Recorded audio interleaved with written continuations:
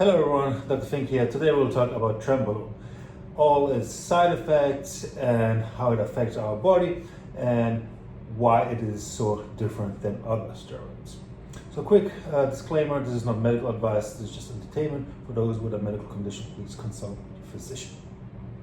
So Trenbolone is one very special anabolic steroid.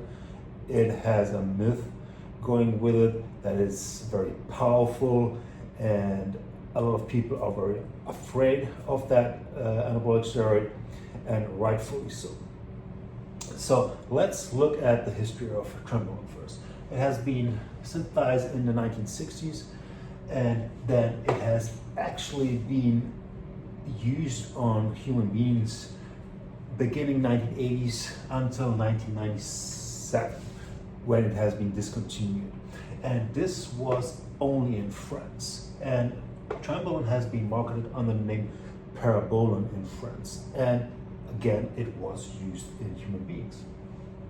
And it was used for muscle wasting disease, for severe weight loss, osteoporosis, and anemia. So osteoporosis, basically weakening of the bones, and anemia is when someone has too little red blood cells. So as you can see, all these conditions are loss of too little muscle, too weak bones, and too little red blood cells.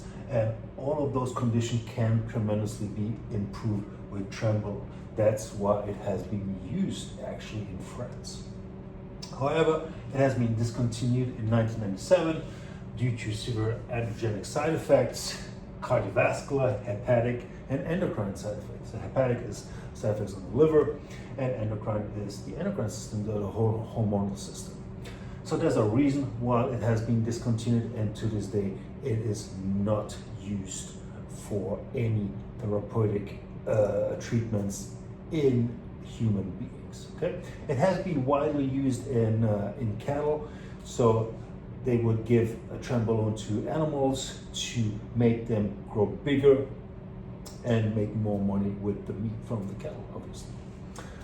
But to this day, Trenbolone is still manufactured in underground labs and sold illegally throughout the world. All right, so now let's look at the side effects of Trenbolone. Actually, when you look at Trenbolone, it doesn't aromatize, and the 5-alpha reductase activity is also very low. So if we remember what is aromatization, when you have a compound like testosterone, it can aromatase and be converted into estrogen, which leads to a lot of side effects related to estrogen. But Trenbolone does not convert to estrogen, so there's no side effects related to estrogen. So that sounds very good, right? 5-alpha reductase, it doesn't convert to, or very little, to DHT. So no acne, no hair loss. Sounds great, right? But actually, Trenbolone has much harsher side effects than that. And we'll look at those right now.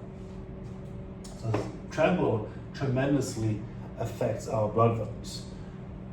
It makes HDL, the high density lipoprotein, the good cholesterol, decrease, and it makes the low density lipoprotein, the bad cholesterol, increase.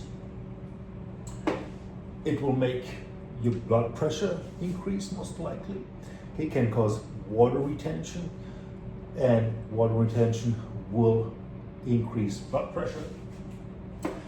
It can lead to left ventricular hypertrophy. So the left ventricle in our heart is where the blood is basically pumped to the rest of the body, and as you know, the heart is a muscle, and when this left ventricle grows bigger, this can cause cardiovascular problems.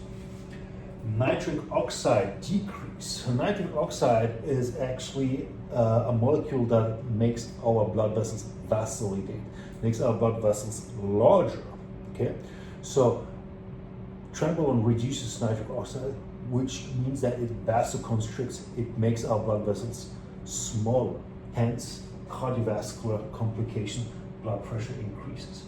And also it increases tremendously our red blood cells, since we know that it has been used for anemia treatment.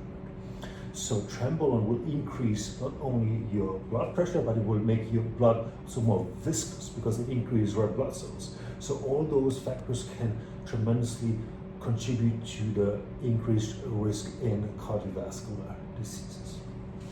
So now the big question is, why is it so different than other anabolic steroids? So first, let's notice that we have a higher binding affinity to the androgen receptor, okay? So Trenbolone is also an androgen, okay?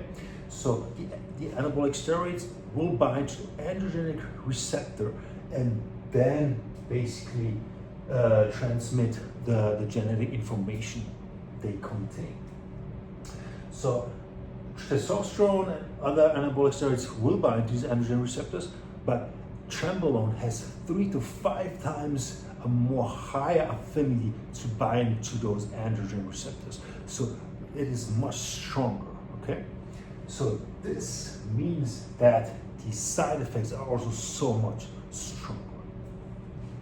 Then we have no aromatization. As I mentioned before, testosterone, for example, aromatizes and is converted into estrogen.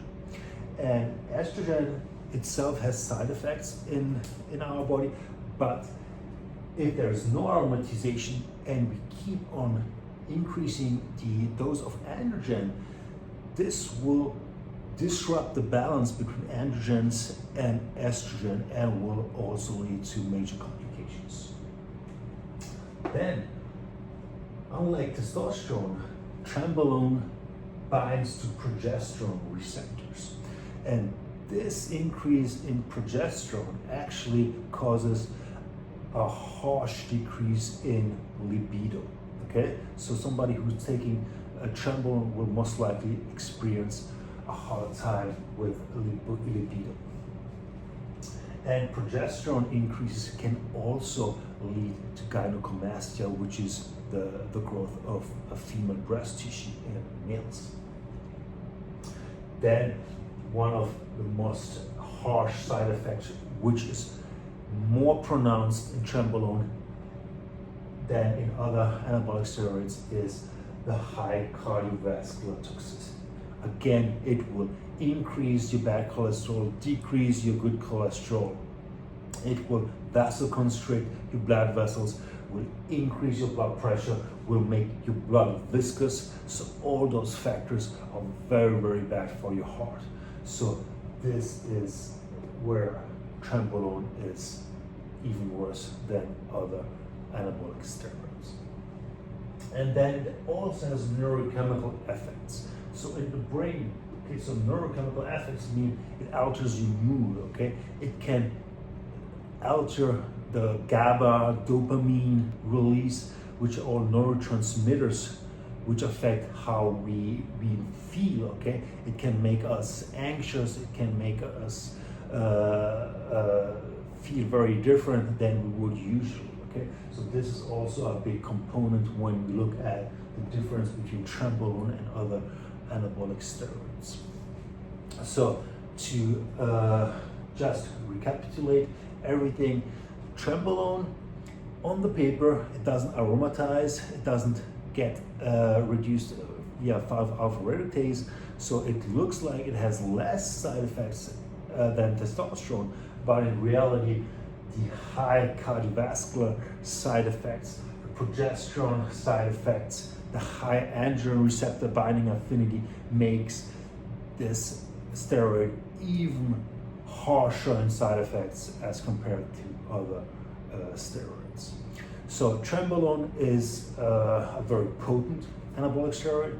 So people who use it will probably make a lot of muscle gains, but the side effects are tremendous. So I do not recommend anybody to take Trenbolone, and if somebody has to take Trenbolone, they should be very careful to monitor their blood values and make sure they keep their side effects low, especially when the dosage is high and the duration gets longer.